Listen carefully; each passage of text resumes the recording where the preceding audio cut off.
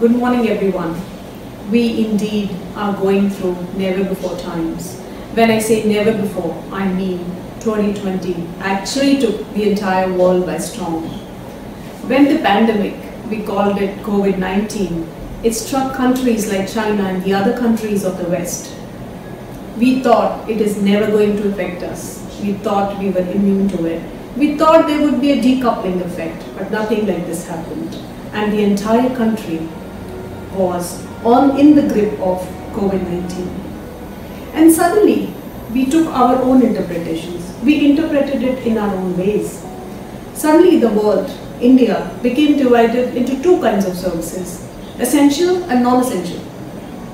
We hailed grocery, we hailed our subsidies, we hailed our doctors, nurses as people who were giving us essential services because they were saving our lives. My sincere thanks to all of them. Then there was another set of services like hospitality, luxury. All these were non-essential services. We thought we could do without them. In this race between the essential and non-essential, there was a poor cousin. Its name was education. It did not know whether it was essential or non-essential.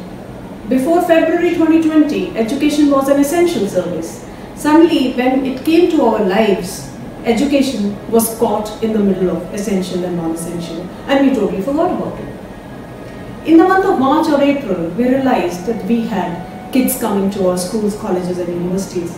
We need to do something about them, we thought. We thought that these people, caught between essential and non-essential, need to get education. And education woke up, the faculty woke up, the schools, colleges and the universities woke up. What happened was, we shifted to something called online teaching, and we realized that there was a paradigm shift from offline teaching to online teaching. The word online, you would ask, we were all teaching online. The word online also became a misnomer because we were so caught up off guard that we thought that we were sending lectures, classes through WhatsApp or through other tools, and we were teaching online. But we realized that for teaching to happen, learning has to take place. After 1.5 months, we realized that we did teaching. There was a lot of online teaching, but hardly any learning was taking place because we realized that these platforms, the platforms we were using, some of them were hybrid, some of them were interactive, and some of them were single directional. For education to happen, for teaching to happen, the learning has to take place and certain bit of assessment has to take place. So teaching, learning and assessment need to go hand in hand. When we do these things in silos, the teaching would take place but the learning would not happen. It's like you go to the gym every day, you work out every day and you do not lose weight. So you say, I've been trying hard enough, I've been gymming, I've been doing everything, but I've not been losing weight. So the similar situation was with teaching. We were teaching online, we were using platforms like Zoom, we were using platforms like Google Meet, but no learning was taking place. These were the challenges.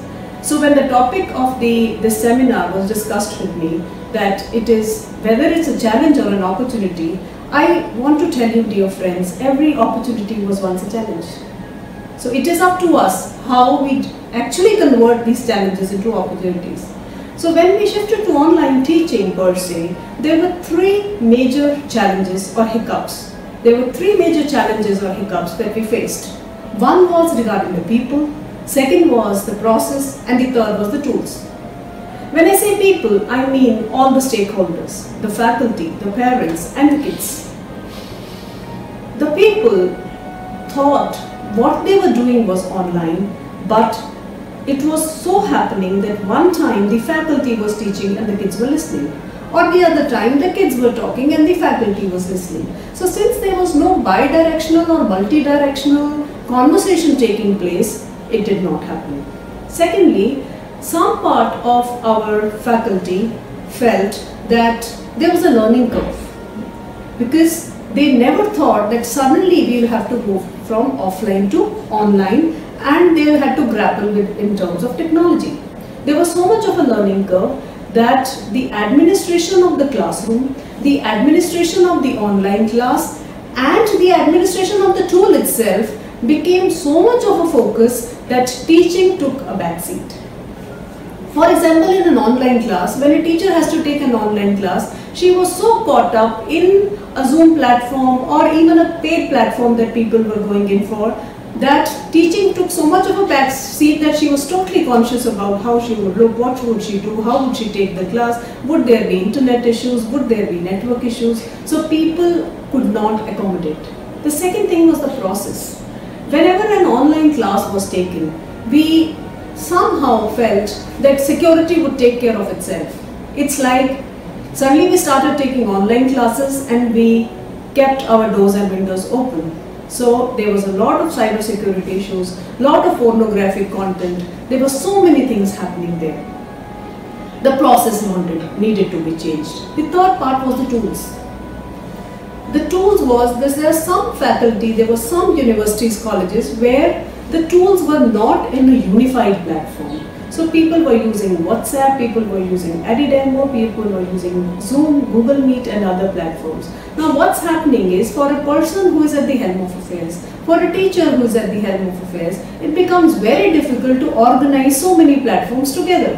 When so many platforms are happening, it is actually leading to a lot of noise. The noise and the chaos took over, and again, as I told you, teaching might have happened but learning suffered. Now let us look at it as an opportunity, these three things. Whether we like it or not, dear friends, COVID-19 is here to stay.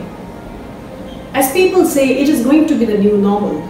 We are going to go to our offices, schools, colleges, universities, one day to our offices in masks. And we need to adapt to the new normal. So if we need to adapt to the new normal, the three challenges that I shared with you, people, processes and tools, we need to change them into opportunities. When I say people, with people, everything is between these two ears we have. It's a mindset. Once we realize, it's like 3 decades ago, 4 decades ago, when our mothers, or we shifted to washing machines, or we shifted to computers, this is what we felt. We suddenly we viewed these things with skepticism. We thought our quality would suffer or it would replace us, but it never did.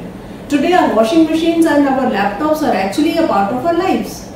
So with people, I would just request, whether it's the parents, the faculty or the kids, it's only a change of mindset. My dear friends, it's only a change of mindset. The online teaching is just to facilitate or complement what is there in your brain. The second thing is the process. When you come with the process, you would realize that there are certain practical issues, that network issues, we as an economy, we as a country, we as a city or we as an institution were not very comfortable with technology. And number two, our network and our internet did not catch up with what we wanted to do. Now the network and the internet issues would continue. They would not cease all of a sudden. We cannot just wish them away. Oh my God, when I take an online class, there should not be any network issues. This cannot happen practically. So what we need to do is we need to move to a blended model. People call it split classrooms or a blended model of teaching.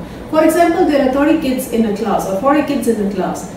If they could be split into groups, as to one group that comes to the school and the other, or the college or the university, and there's the other group who sits at home and takes the online classes.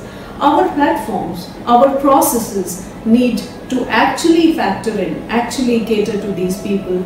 People sitting in the classrooms and people sitting at home should be able to access the content, the pedagogy, the method, and should be ready to be assessed at any point in time. This is where we need to go. The third challenge we faced was regarding the tools. My dear friends, when we use a tool and when we use multi-tools, like if we use Zoom for one thing, Google Meet for one thing, and a WhatsApp for another thing, or some other platform, we are actually compromising on security. Because a small thing like when you are tethering your phone to the laptop and you're using your laptop by a hotspot through your phone, you are actually not only compromising on your security and also your privacy. So be very careful. These very small things, whenever you choose a tool, whenever you choose a platform, whether it is cloud, whether it is on-premise, please take care that your security should not be compromised. There should be an optimum security posture that you should look at. Because in our race against time, in our race to get into a seamless online model, we should not leave our basics. We should not leave our privacies and our securities behind. This is my message to you, my dear friends. At the end of the day, we should see that the teaching should take place, learning should happen. The teacher should say that I have taught. The child should say I have learned. And how much has the child learned? How much has the child been able to be capable of, to develop skills? The teacher should be able to assess. So in a way, the paradigm shift is not only from offline to online teaching. My dear friends, the paradigm shift, we need to wear shoes of online teaching, online learning and online assessment. So the aim of education today is not to prepare kids for a test, but to prepare kids to develop capabilities, to develop skills and to develop behaviors that we would be good at. Then and only then, my dear friends, we can actually in 2021 and subsequent years say we lived in never before times. It was, to quote Charles Dickens, the best of the times and the worst of the times. We converted every challenge into opportunity. Thank you, dear friends.